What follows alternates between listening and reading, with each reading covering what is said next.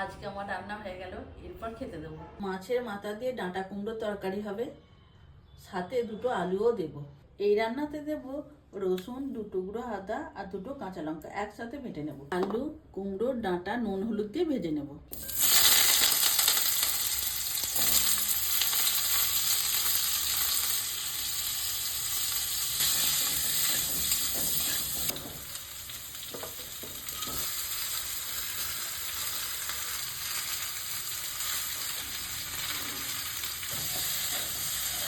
কুমড়ো, ডাঁটা, আলু ভাজা হয়ে গেল, এরপর ঢেলে দেব।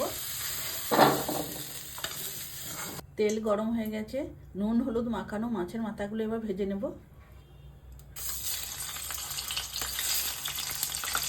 মাছের মাথাগুলো ভাজা হয়ে গেছিলো, আমি খুন্তি দিয়ে একটু ভেঙে দিলাম, এরপর তুলে নেব।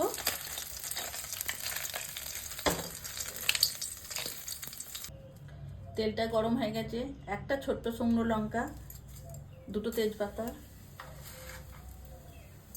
5 ফোড়ন। ফোড়নগুলো সব ভাজা হয়ে গেছে, কেটে রাখা পেঁয়াজ টমেটো দিয়ে দেবো।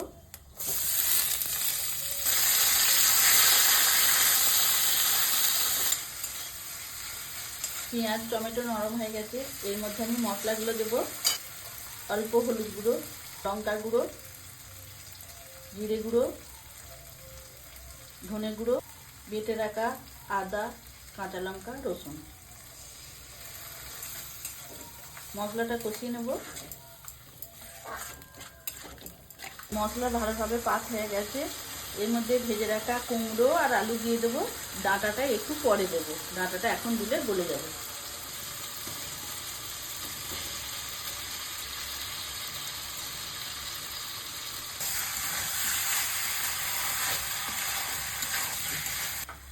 এখানে দেবো ভিজিয়ে রাখা কাঁচা ছোলা, ভেজে রাখা মাছের মাথা। এর মধ্যে এবার জল দেব। 5 মিনিটের মতো ঢাকা দিয়ে রেখে দেবো। ভেজে রাখা সজনে ডাঁটাগুলো দিয়ে দেবো, আর ঢাকা দেবো না। মাছের মাথা দিয়ে ডাঁটা কুমড়োর তরকারি হয়ে গেল, এরপর ঢেলে দেবো।